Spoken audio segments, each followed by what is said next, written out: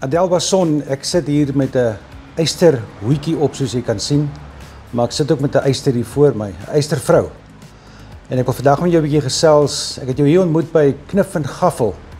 Toevallig soos hulle sê, maar daar's nie ding soos toevallig nie, toevallig. En dit is vir my 'n voorreg om vandag met jou te praat. Baie dankie. Waar kom jy vandaan? Ek kom van Bloemfontein, maar ek is gebore in Springs en ons het op die ou ene in Pretoria geëindig. En op die ouene van die dag moes ons trek en ek het op die ouene geëindig in Bloemfontein. Ons is al plus minus 30 jaar daar. So ek was altyd in sport en ja, dit het nou maar net vorentoe gegaan dat jy jou karier maar begin in die Vrystaat, so ek is Vrystaater nou. Ja, jy het nou daai lang karier van jou sommer so kort gemaak, maar ek wil so 'n bietjie daaroor gesels. Jy het in 'n plek skool gegaan met die naam van Rooies Kraal. Ja. Voor jy natuurlik 'n Vrystaater geword en die oranje trui gaan aantrek het en dis hoe jy vandag nog is jy die oranje trui oor jou kop. Ja, nee, Wie skree jy? blou bulle, maar moet asseblief niemand sê nie. Ek sal van niemand vertel daarvan nie. Ek sal 'n undercover wolf wees. Ja, my hart is maar nog steeds by blou bulle en Pretoriaaners en goed. Maar ja, mens moet maar seker maar op die ou ende as jy nou maar trek, dan kry jy maar na die kultuur en jy raak maar gewoond op die ou ende om soos ek nou maar my cheetah moet wees. Jy op 'n 8-jarige ouderdom toe besluit jy gaan judo doen. Hoekom het jy besluit jy gaan dit doen? Of hoekom het jou ouers besluit jy gaan dit doen? Hulle het maar besluit dat ek moet in sport gaan, maar hulle moes ook maar met die dokters praat ensovoorts. Ja, ek sou eintlik gimnastiek gedoen het, maar die dokters het dit afgeraai en ek het net agtergekom daar's sport soos judo en ek was in Rooies Kraal wat hulle dit maar aangebied het. En dis hoe ek nou maar by judo begin het altans en 'n judo familie basies agter my het. En ja, dit was op die ou ene net judo, die ander sport het 'n bietjie boring gelyk. Agterweë gebly. En die rede hoekom jy judo begin het want jy was 'n besige enetjie. Ja nee, ek kon nie stil sit nie hoor. So ja, hy tap nogal sy energie en daar's lekker drama en karakter. So ja, die judo was maar net een van daai wat die energievlakke 'n bietjie kan daal. Maar ja, op die ou ene van die dag is daar meer opsies. Jy weet jy kan jouself verdedig en jy weet jy kan verder gaan as wat jy doen. Jy druk jou 'n bietjie don't give up. So. En natuurlik in 'n sport soos judo is dissipline natuurlik ja, die ultimate. So ek dink dit het ook maar 'n aandeel as jy eers leer met dissipline. Jy kan nie sonder dissipline nie. So dissipline is nogals die belangrikste deel daarvan en dit gee jou karakter op die ou ende om seker te maak jy doen wat jy sê jy wil doen en jy druk net aan. Nou, ons gaan later in jou later gesels oor 'n ander deel van jou lewe waar daai dissipline en daai spesiale karakter natuurlik moes deurkom. Maar kom ons kom 'n bietjie later daarby. So Adel, ons was by die judo gewees en wat dit in jou lewe op daai stadium beteken het. En toe trek jy Bloemfontein toe. En in Bloemfontein het jy op die einde beland in 'n hoërskool met die naam van Bloemfontein Hoër, is dit korrek? Ja, hy was altyd JBM Hertzog en op die ou ene toe hulle die name verander na Hoërskool Bloemfontein. Ek het daar gematrikuleer en ja, dit het my net my karakter meer gebou om reg te maak vir die groot lewe en al die opsies wat judo vir jou gegee het om net aanhou en vas te byt. So ja, Bloemfontein het my eintlik baie opsies gegee, veral met sport. En die onderwysers was ook altyd agter mens. Dit is net anderster, veral as jy op 'n stadium kom wat jy nou moet besluit watse rigting jy wil gaan. En daar was baie mense wat agter my gestaan het om vir my te help om te besef waarheen ek moet gaan.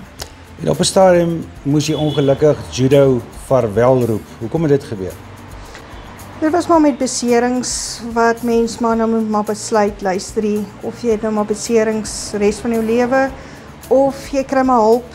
En ja, grootmenswêreld is nie altyd dat jy sport kan aangaan nie. So ek moes toe maar vaarwel en net sê grootmenswêreld is daar. Daar's Maar- ander opsies. Ekskuus. Maar wat gebeur het is voor jy daai soos hulle sê die tokso opgehang het, het jy groot hoogtes bereik. Jy was 'n junior Springbok. Ja, ek het my junior Springbok klere gekry en ek was 'n voorreg om Mauritius toe te gaan en 'n bietjie te ervaar hoe ander lande soos ons ken werk jou bank 8 ure 'n dag, hulle werk 8 ure agter judo. So jy kom in en jy gaan laat uit en dit was vir my wonderlik om te sien hoe ver jy eintlik kan gaan om dit te creëer, jy weet, 'n werk daarvan te maak as jy regtig in daardie opsie of posisie is dat jy dit kan doen. Nou Delta word jy 'n groot mens en jy betree die groot mens wêreld en uiteindelik beland jy by 'n prokureursfirma in Bloemfontein waar jy 'n hele paar jaar diens gedoen het. Ja, dit was by Symington en de Kok prokureurs en hulle het my op die ou ende, as jy kan sê, halfpad gemald om basies jou eie ek wat jy het en te leer wat jy hoef nie altyd mense te sien om goeders uit te figure of iets nie. As jy weet waarvan jy praat om mense te sê luister hier 1 2 3 en op die einde van die dag het hulle nou op die ou end gemaak dat ek invorderings gedoen het en ek het dit gelaaf. So jy leer op die ou end nog eintlik meer want dit is nie net altyd 'n oproep wat jy moet invorder nie, maar ook van die wet. So jy praat van invorderings. Ek dink om 'n invorderaar te wees is 'n baie spesiale karakter wat daarvoor benodig word, maar wat my bekommer is met jou judo agtergrond. Gelukkig het jy oor die foon gepraat en ek is seker van jy sou iemand in 'n kopklem gesit het as jy nou die persoon in die hande kan kry wat geld skuld, né? Nee? Ek is 'n bietjie daar anderster, geen geweld nie.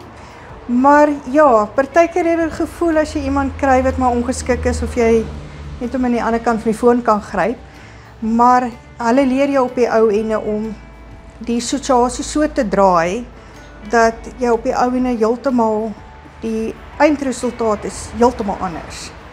So jy moet net geduldig wees. Jy het nie altyd daai geduld nie, maar dit leer jou eintlik om meer te luister en te probeer verstaan wat die ou eintlik vir jou wil sê. So op die einde van die dag as jy jou job love, dan kom jy op die ou ende uit by mense wat jy luister, jy weet wat jy doen of sê en jy wil regtig help. En dis natuurlik waar die judo, alles wat jy geleer het, deurgekom het want jy het selfdissipline toegepas. Ja. Want ek dink jy het gesê dat jy nie regtig 'n geduldige mens is, maar jy het nie Nee. keuse hier gehad nie. Jy moes eenvoudig dissipline toepas om my mense te oortuig om natuurlik Ja. 'n betalingkie te maak, né? Nee. Ja nee, definitief. Ek in my persoonlike lewe het ek glad nie geduld nie. As iets moet gebeur, moes dit al gister gebeur het, maar ja, as jy by jou werk is, dan leer jy nou maar die geduld. Daar het my geduld gestop. Maar ja, mens leer elke dag meer en meer geduld. Maar ja, dis maar op die ouene dissipline. Nou vertel my van die oompie. Ek onthou jy het toe ons hiernatoe gestap het, jy het vertel van die oompie wat 'n baie spesiale indruk in jou lewe gemaak het. Die oompie wat geld geskuld het. Ja, dit was iemand verweerder wat geld geskuld het en ons het 'n paar maande saam geloop en net eendag het ek 'n oproep gekry, die meneer is voor en ek is soos alles is afgehandel, wat nou? Want jy sê gewoond iemand soek jou nie, tensy jy nou in die moeilikheid is. En ek het wel vorentoe gegaan en gesê, maar ons het alles gedoen en die leer is af. Toe sê hy net vir my, ek wil net die persoon ontmoet wie my as 'n persoon aan die ander kant sien. En dit was nogals om te weet, luister, ek is op die regte spoor. Net daai dat hulle bereid is om jou te sien en net te sê dankie. Ja, en die feit dat jy hom as 'n mens hanteer het alhoewel hy nou 'n bietjie in skuld gegaan het. En Ja. dis wat ons moet sê in eisters, jy weet, sien die eister in almal raak. Is die ou wat geld skuld of 'n fout maak in die lewe, ons is mos maar mens. Ja, nee. En so ons sien mos daai spesiale karakter in daai persone. Ja, ek dink net om te onthou, dit is 'n persoon wat iets skuld, maar hy's ook 'n mens. Ons almal het uitdagings. So net om te weet, hy probeer minstens. Maak al klaar 'n verskil in hulle om te sê, luister, okay, kom ons doen ons beste. Ons maak 'n plan. Adel, nou kom ons by 'n datum wat altyd vir jou en die mense naby aan jou, en dis veral jou ma, 'n datum wat jou lewe totaal verander het en wat jou eintlik 'n groter eister gemaak het as wat jy was. Vertel ons van daai datum, wat het op daai datum gebeur? Ja, my lewe het, mens dink altyd jy het jou lewe uitgevier, maar die lewe het op die 27ste Junie 2021 drasties verander. Ek was in 'n ongeluk, iemand wat nie gekonsentreer het by 'n stopstraat nie, en ek was op 'n bike. En 'n lang storie kort te maak, was dit net, ek moes aanvaar het dat my lewe so verander het, dat ek moes leer sit, leer loop, en ek het 'n been verloor, en net om weer daai mens te kry, wat jy dalk eintlik daar verloor het die dag. So, ja, daai dag sal altyd my memory gebrand wees, as ek so kan sê, maar dis ook 'n dag wat wonderlik deure oopgemaak het, die mense wat ek nooit sou ontmoet het nie, wat nou nog agter my staan, wat ek nou nog kontak het, en nooit sal wil verloor. Dis special. Nou, daai spesifieke dag, ek het jou vroeër vandag gevra, wat kan jy onthou? En die kort antwoord is dat eintlik niks. Ja, nee. Jy het maande daarna eers besef dat jy in 'n ongeluk was. Ondertussen het jy, ek dink 13 ribbes is gebreek aan beide, of ribbe aan beide kante is gebreek. Dis 'n nier in 'n lewer en ensovoorts. So dit alles, hoe het jy gevoel toe jy die dag besef jou been gaan geamputeer word vir die 3de operasie? Jy gaan 'n persoon wees wat is waar jy is vandag sonder 'n been, wat die meeste mense tog het. Hoe het jy gevoel toe jy dit besef?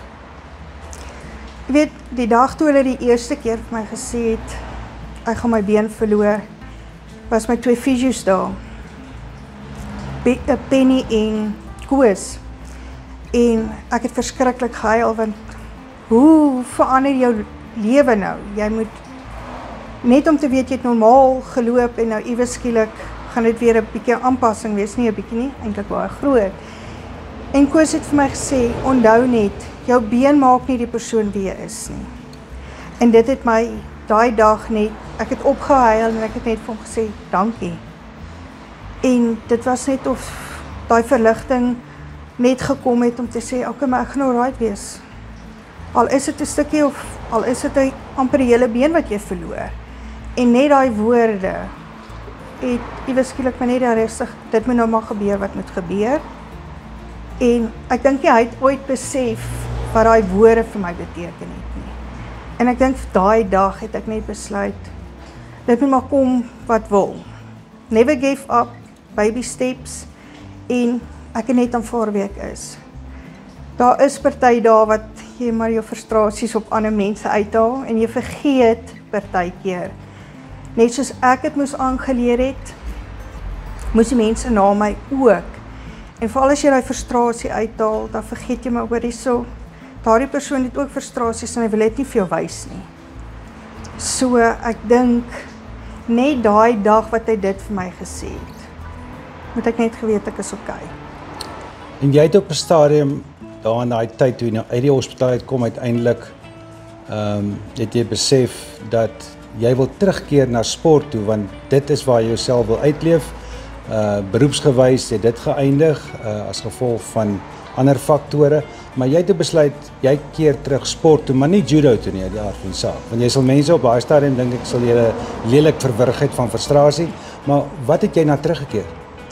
Ek het op die ouene, het ek teruggekeer, en ek het net gesê, dit maak nie saak wat se sport ek doen nie, dat ek net 'n afrigter kry wat bereid is om vir my te help, dat ons kan besef wat ek wil doen. En ek het by Ernesta Strydom geëindig, en sy het gesê, kom ons, laat jou veldwerk doen. En ek het net vir haar gesê, ek wil nie sit nie.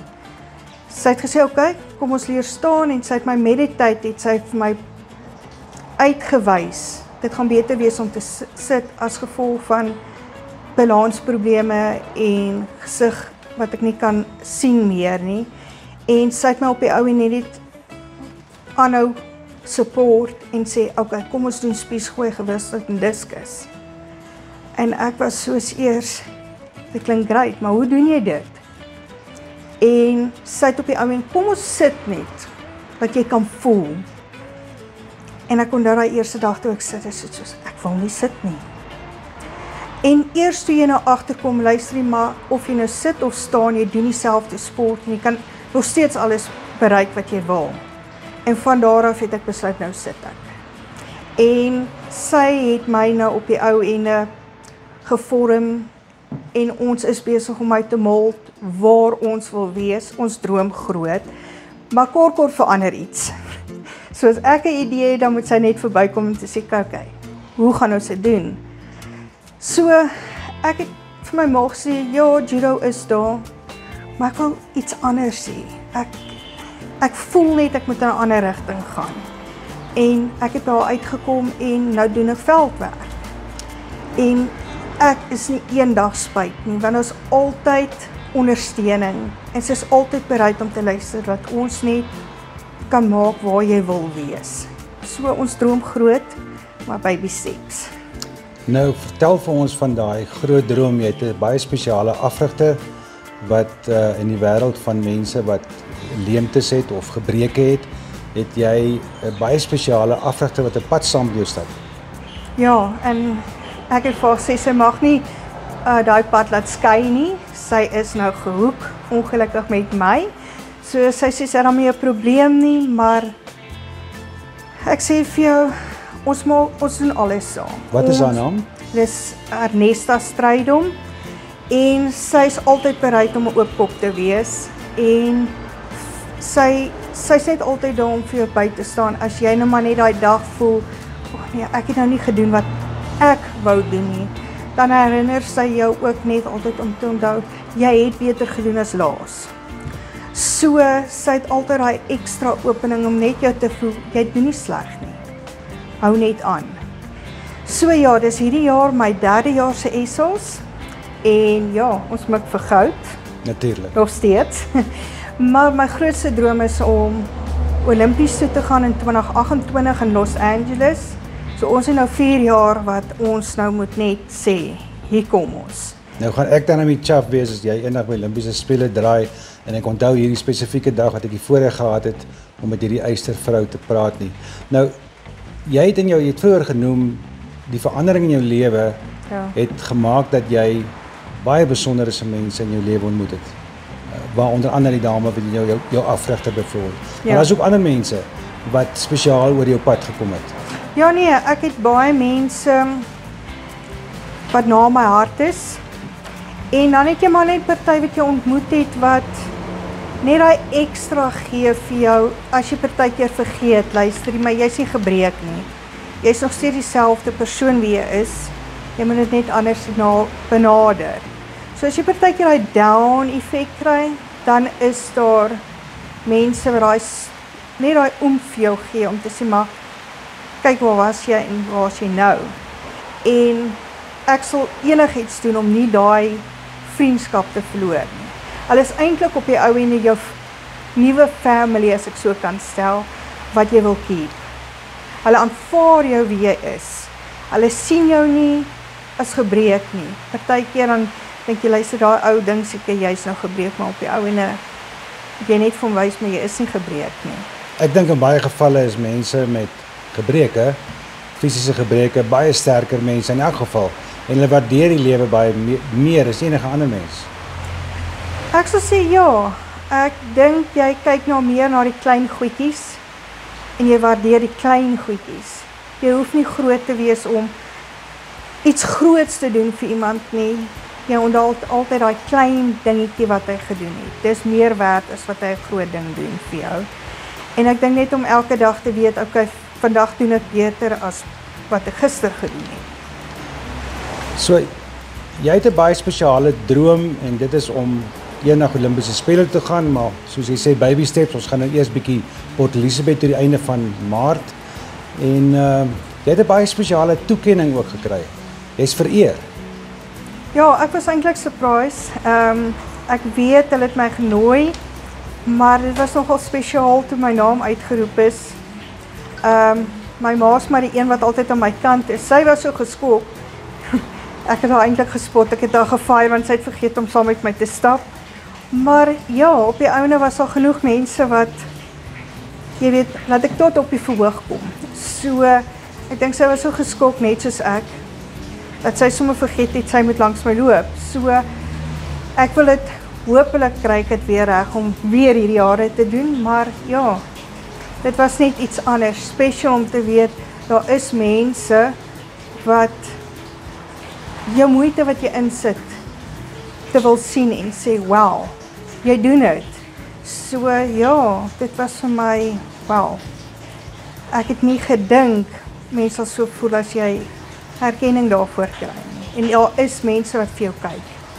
Adel, ons deel nou, behalwe 'n vriendskap, deel ons dieselfde gastehuis toevallig waar ons bly en jy het my oog gevang saam met jou ma en jou vriend. My oog gevang want julle is nie omdat jy met een been rondloop nie of 'n kunsbeen het nie. Dit is uniek. Jy het my oog gevang omdat jy uniek is en jy spesiaal is. Jy's, soos ek vroeër gesê het, 'n werklike eyster en jy's bevoorreg, het vandag jou nuwe oranje kunsbeen gekry, waarop jy baie trots is en jy gaan nou leer loop met hom. Maar gelukkig het jy hom nie nodig as jy PE toe gaan nie. Jy het daarom so 'n bietjie van hom nodig, maar Ja. Baie sterkte met alles wat voorlê. Dit is 'n voorreg om jou te ken. Ons is baie trots op jou. Baie dankie. Ek is eintlik bly ek het julle ontmoet. Al was dit toeval, maar dit werk mos nie so in die lewe nie. So ons het nog 'n vriendskap wat ons bou. So ja, julle is on board. Soos ek altyd sê, mens raak so gewoonlik so op jou eie bootjie 'n bietjie depressief tot daai mis verdwyn en kom jy agter maar jy is nie. En jy kyk terug en jy sien, wow, daar's eintlik 'n vol boot mense. So ek is bly julle is nou deel van die family, special family. Of klink ons 'n bietjie crazy, maar baie dankie vir hierdie spesiale geleentheid. Ek waardeer dit. Ja, ons word geseën, almal van ons, die reën val daar buite hier op die Hoëveld. En hulle sê mos die reën val dan word ons geseën. Ja nee, definitief. So baie dankie en baie sterkte vir dit. Baie dankie.